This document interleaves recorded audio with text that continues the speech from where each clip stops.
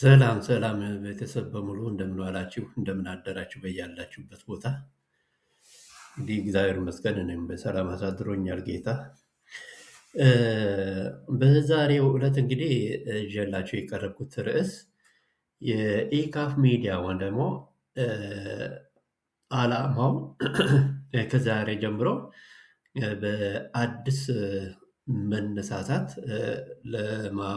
ለማብሰር ነው እንግዲህ ወደዚህ የቀረብኩት። ይህም የሆነበት ዋና ምክንያት ምንድነው? አዲሱ ብስራት ካለፈው ካቀረብኳቸው ቪዲዮዎቹ ለየት የምለው ከዛሬ ጀምሮ እንግዲህ ይሄ ሚዲያ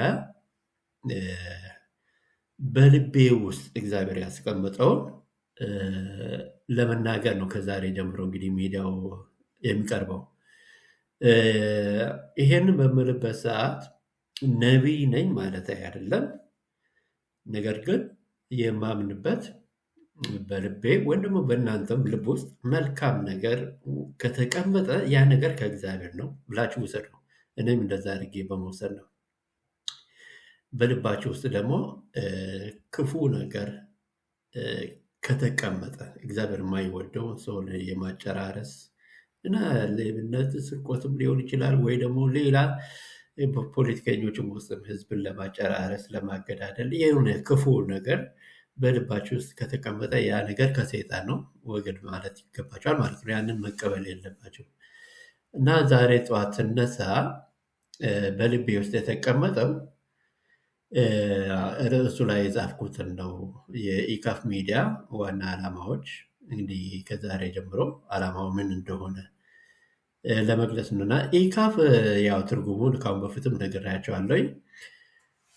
ኢትዮጵያ ኖሌጅ ኤንድ ፋክት ሚዲያ ወይም ደግሞ በኢትዮጵያ ላይ የተመሰረቱ እውነትና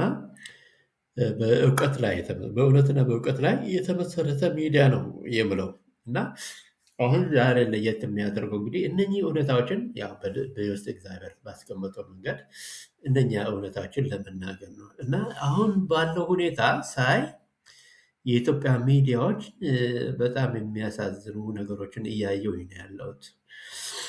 በተለይ በውጭ ሚዲያ በተቃዋሚዎች በኩል የሚሰበከውን ደግሞ የሚያቀርቡት ነገር እንዳየሁት ከሆነ መሬት ላይ ተጨባጭ የሆነውን ነገር ኢንፎርሜሽን በማግኘት ሳይሆን አእምሯቸው ውስጥ ያለውን የሳሉትን ነገር ግን መሬት ላይ የሌለውን ነገር ኢሉዥን ይባላል። ይሄ በመሬት ላይ የሌለ አእምሯቸው ውስጥ የሳሉትን ነገር በመናገር ህዝብን ለማጫረስ ነው ያለው ስብከት የማየውን ነገር እና ይህ በእግዚአብሔር ዘንድም የሚወደድ አይደለም። ምክንያቱም እግዚአብሔር ሰው የሚያጨራርስ የሚያገዳድል መንፈስ አይደለም።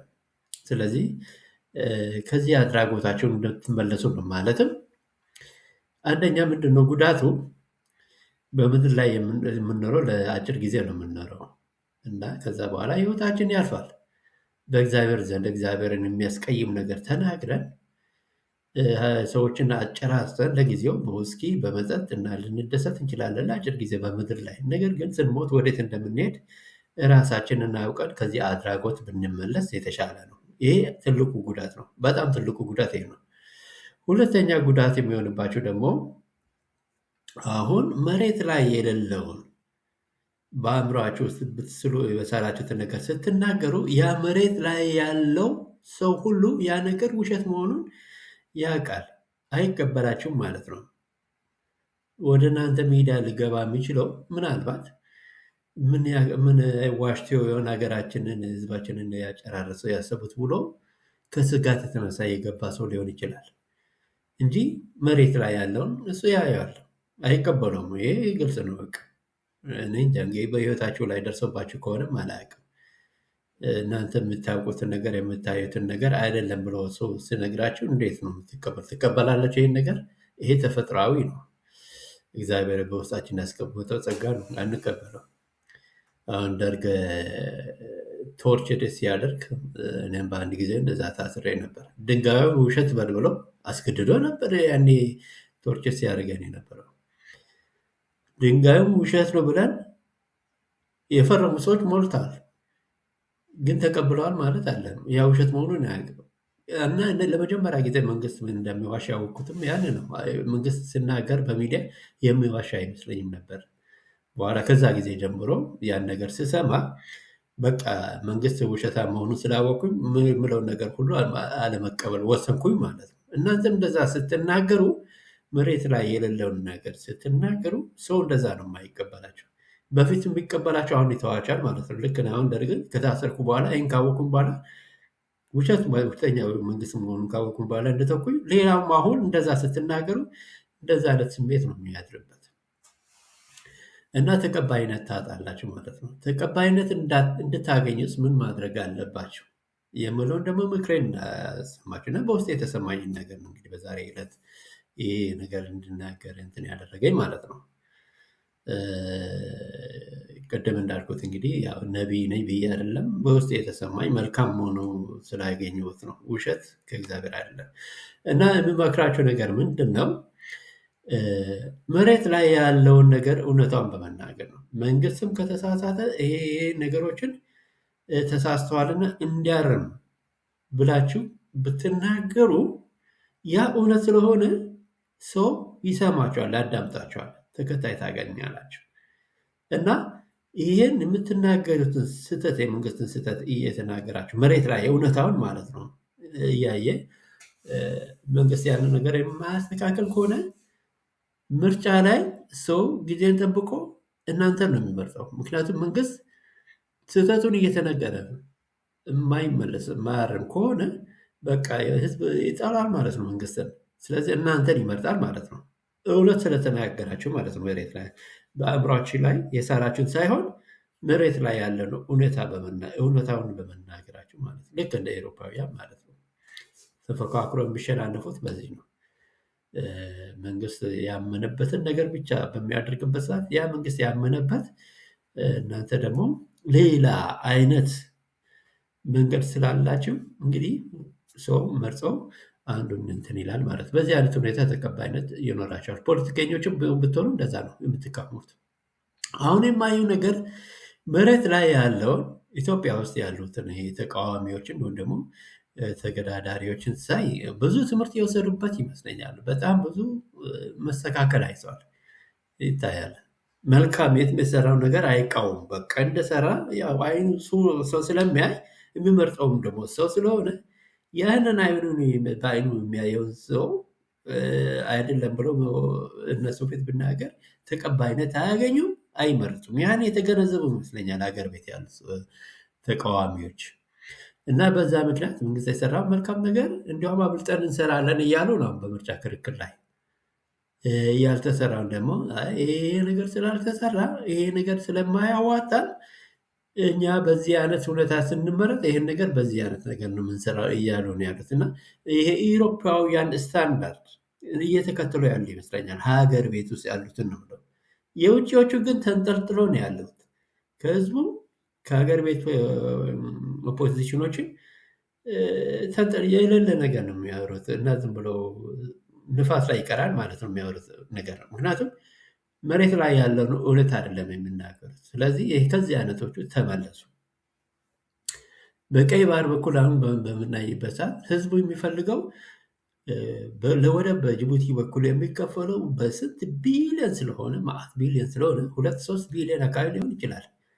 እና አሁን ቀይ ማጣቱ ህዝቡ ቁጭት ይዞታል። ልክ አግባብ አይደለም ብለዋል። እውነቱም ደግሞ ልክ አልነበረም ብሎ አይጠቅማችሁም ብሎ ያንን መተው እና ህዝቡ ደግሞ ይሄንን ይደግፋል መንግስትን። ይህን በማድረጉ መንግስት ብቻ አይደለም ሀገር ቤት ያሉ ተቃዋሚዎችም እየደገፉት ነው። ይህን ነገር ህዝብም የሀገር ቤት ተቃዋሚውን የሚደግፈውን ነገር እናንተ በአእምሯችሁ ውስጥ ባስቀመጣችሁት ምናባዊ ሁኔታ ኢሉዥን መሬት ላይ የሌለውን ነገር በመናገር ህዝቡ ይከተለኛል ይቀበለኛል ብላችሁ ብታስቡ ያው ብቻቸውን ነው የምትቀሩት። እና ከዚህ አድራጎታቸው የተመለሱ በእውነት ላይ የተመሰረተ መረጃዎችን ለማቅረብ ሞክሩ። እና ይሄ እንደዚህ አይነት ነገር ዛሬ በልቤ ውስጥ የተሰማኝ ማለት ነው። ሌላ በመንግስት በኩልም ያለው ነገር መንግስት ደጋፊዎችን ብለው ነገር አለኝ። በመንግስት ደጋፊዎች በኩልም ያለው ነገር መንግስት የሰራውን መልካም ነገር ብቻ ነው የምናገሩት።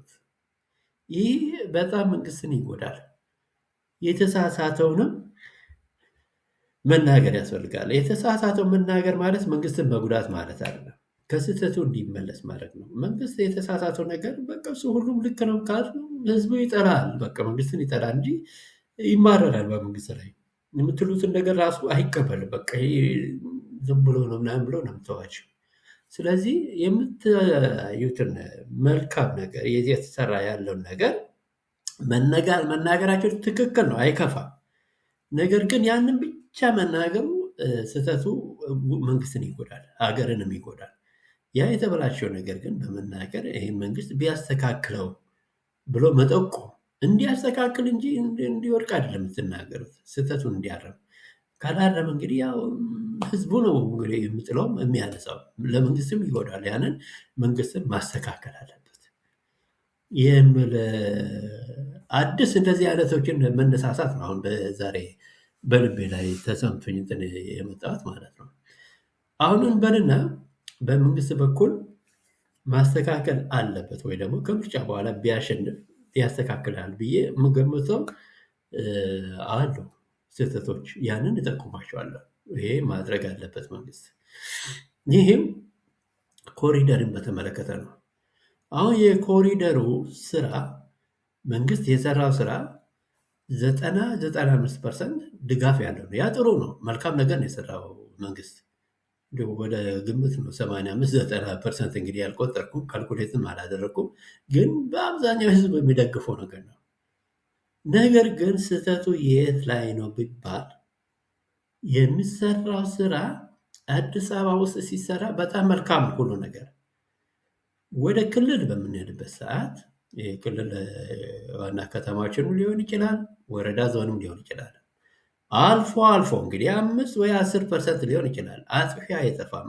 ሁሉ ነገር ንጹህ ነው ማለት አይቻልም። መንግስት መዋቅር ወይ ደግሞ ብልጽግና የሚያበላሽ የሚያጠፋም አለ። እዛ ውስጥ ማመን አለበት ይህ መንግስት። እግዚአብሔር ብቻ ነው 100% ንጹህ የሆነው። ሰው በተፈጥሮው ደካማ ጎንም አለበት። የመንግስት ደካማ ጎን አድርጌ የምወስደው አሁን በክልልና በወረዳዎች አካባቢ አንዳንድ ባለስልጣናት የሚያደርጉት ነገር ህዝብን የሚያሳዝን ነገር ነው። ወይ ካለማወቅ ወይ ደግሞ የቀድሞ የወያኔ ወይ ደጋፊ የሆኑት ብልጽግና ውስጥ የቀሩ ሰዎች ሊሆኑ ይችላሉ ይህን የሚያደርጉት። ይህም በጣም የሚያሳዝን እና በጣም ደስ የማይል ነገር ነው። አሁን ለምሳሌ ቤቶችን በሚያፈርሱበት ሰዓት ተደርጎ የማይታወቅ በቃ የሚዘገንን ቤቶችን አፍርሰው የራሳቸውን ቤት እንዲያፈርሱ ያስገድዳሉ። የራሳቸው ለኮሪደር ብለው ካፈረሱ በኋላ ያን ያፈረሱበትን ወጪውን ራሳቸው የቤቱ ባለቤት እንዲከፍል የሚያደርጉት የክልል ከተማዎች አሉ፣ ከንቲባዎች አሉ። መጠቋቋም አልፈልግም። መንግስት ካወቀ ይድረስበትና እነኚህ ነገሮችን ያስተካክል። እነኛ ሰዎች ቤታቸውን አፍርሰው ሜዳ ላይ የወደቁት አሉ። ይህ ማለት ቅድም እንዳልኩት ነው። ሁሉም ቦታ እንደዛ ወይ ደግሞ የመንግስት ዓላማ ነው መንግስት እንደዛ ያደርጋል ማለት አይደለም። እየሰራ ያለው ምናልባት 85-90% ልክ ጥሩ ሊሆን ይችላል። 5-10% ግን አሉ። ይሄ ሀቅ መሬት ላይ ያለ ነገር ነው። እነኚህ ነገሮችን መንግስት ቢያስተካክል ያሳዝናል። እነኛ ሜዳ ላይ የወደቁት ሰዎች ሜዳ ላይ ወድቆ ቤቱ ኮሪደሩ ቢያምር በእግዚአብሔር ዘንድ እነኛ እንባ ነው የሚያየው። የቤታቸው የፈረሰባቸውን ሰዎችን እንባ ነው እግዚአብሔር የሚያየው። እና እነኚህ ነገሮችን መንግስትም እንዲያስተካክል ይጠበቅበታል ማለት ነው። የመንግስት ደጋፊዎችም እንደዚህ አይነቶችን በየክልሉ አንዳንድ ቦታ ላይ የሚከሰቱን በአዲስ አበባ ይሁን በተለያየ መንገድ ይህን ነገር ተቆማርካቸው መንግስት እንዲያስተካክል ብታደርጉ መንግስትን ይጠቅመዋል። መንግስትም ደስ ይለዋል። ይህን ነገር ካወቀ ያስተካክላል ብዬ ነው የማምነው። እና ደግሞ አድማጭም የምታዳምጡት ሰዎች ሚዲያዎችን ምረጡ። በኢሉዥን የሚናገሩትን እና በእውነት ላይ የሚናገሩትን ሰዎች ለይታችሁ እወቁ። ዩቱበሮችን አንዳንዶቹ ያው በኢሉዥን ሆን ብለው በአእምሯቸው ፈጥረው የሚናገሩት ሻዕቢያ ሚዲያዎች አሉ። አሁን ምንም በቃ መሬት ላይ የሌለውን ነገር እንዴት ከየት እንዳመጡ ማስረጃቸውን ያንን ስለሚያውቁት ህዝቡ ራሱ በሚዲያዎቻቸው ላይም አስተያየት ሲሰጡም አይታዩም። እየለመኑ ማንም የሚናገር የለም። ተጸይፈው ነው። ምክንያቱም ይሄ ውሸት ስለሆነ ነው። መሬት ላይ የሌለ ነገር ኢሉዥን ስለሆነ ነው የማያዳምጡት። አስተያየት የሚሰጡት የማይሰጡት ማለት ነው። ከሰጡም ደግሞ እየተሳደቡ አስተያየት የሚሰጡት ያ ነገር ውሸት መሆኑን በአይናቸው ስለሚያዩን እና እንቅልፍ ውስጥ ያለው ነው የሚመስለኝ። በእንቅልፍ የሚቃዡ አይነት ሰዎች ነው የሚመስሉት ሚዲያዎቹ። ሲዋሹ በጣም የሚዘገንን ነገር ነው የሚናገሩት። ኢትዮጵያ እንድትበጣበጥ፣ እንድትተላለቅ፣ እንድትፈርስ ብዙ ነገር እግዚአብሔር የማይወደው ነገር ነው የሚሰብኩት እና ዋናው አዛዣቸውም የሻዕቢያው መሪም ክፋት ነው የሞላበት የሰይጣን መንፈስ እና የሚያንጸባርቁትም ያንን ነው። ሌሎቹ በተቃዋሚ በኩል ያሉት ሀገር ቤት ውስጥ ያሉትም የሚያሳዝነው መጽሐፍ ቅዱስንም እየጠቃቀሱ ህዝብ እንዲተላለቅ የሚሰብኩትም አሉ። እነዚህ ከእግዚአብሔር አይደለም። ዋና ፍሬው ነው የምታወቀው፣ ፍሬው ነው የምታየው። እና እናንተም ተመለሱ ከዚህ አድራጎታቸው፣ እግዚአብሔር ይቅር ይላችኋል። ከዚህ አድራጎታቸው ያውቃል እግዚአብሔር እና መሬት ላይ ያለውን ያውቃል። የምትሉትም የምትጠቃቅሱትም ስለጠቃቀሳችሁ ክርስቲያን ብሎ አይቀበላችሁ። ለዚህ ማስረጃው ኢየሱስ ክርስቶስ ሰይጣንን እንደፈተነው እግዚአብሔር ከሆንክ ድንጋይ ዳቦ አድርግ፣ ከዚህ ተወርወር፣ እኔ ሁሉን እሰጣለሁ የሚል አይነት ውሸት ስናገር እግዚአብሔር ገሰጸው። እናንተ መጽሐፍ ቅዱስን እንደ ሰይጣን ሆነ ኢየሱስ ክርስቶስን መጽሐፍ ቅዱስን ተጠቅሶ እንዳደረገ እናንተ መጽሐፍ ቅዱስን እየጠቃቀሳችሁ ሰው እንዲተላለቅ የምትሰብኩት ከዚህ አድራጎታችሁ ተመልሶ እግዚአብሔር አይደለም ያ መንፈስ።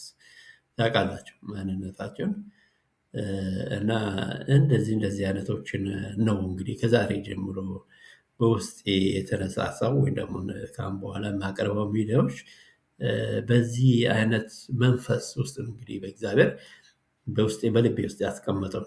ያንን ለይቼ የማያውቅበት ያስቀመጠው ነገር መልካም ከሆነ ከእግዚአብሔር ነው ብዬ ተቀብዬ ያንን በሚዲያ ላይ እንደ ዛሬው እንደዛ ለመቅረብ ነው እንግዲህ በውስጤ የተቀመጠው ነገር መጥፎ ኔጌቲቭ ከሰይጣን ጥላቻ የሆነ ነገር ሰው እንደማገዳይ ከሆነ ያ ከሰይጣን ብዬ አላቀርበው ወይ ደግሞ ባቀርብም ከዚህ አይነቶቹ ነገሮች ተመልሶ ከእግዚአብሔር መልካም አይደለም ከእግዚአብሔር አይደለም ብዬ ለመሞከር ነው። ይህንም ቅድም እንደተናገርኩት እንግዲህ ራስን ነብይ ነኝ ብዬ አይደለም የምናገረው። እዚህ ላይ መሳሳት የለባቸው። እኔ የምናገረው ማንኛውም ሰው በልቡ መልካም ነገር ከመጣ ያ ከእግዚአብሔር ነው፣ ያንን አድርጉ ለማለት ነው። ክፉ ከሆነ ግን ተውት፣ ከእግዚአብሔር አለ፣ ከሰይጣን ከጠላት ነው። እንደው ነገሮችም ያስጨንቃቸዋል እንደዚህ አይነት ነገር በአእምሯችሁ ውስጥ ስትመጣ እና በዚህ አይነት ዙሪያ ከዚህ አንጻር ነው እንግዲህ ካሁን በኋላ የማቀርባቸው ሚዲያዎችን እንግዲህ ስለነበረን ጊዜ አመሰግናለሁ። ቪዲዮውን ላይክ፣ ሼር እና ሰብስክራይብ አድርጉ ብዬ በዚህ ሰናበታችኋለሁ። ታንክ ዩ ቨሪ ማች። ጊዜ ከኛ ጋር ይሁን።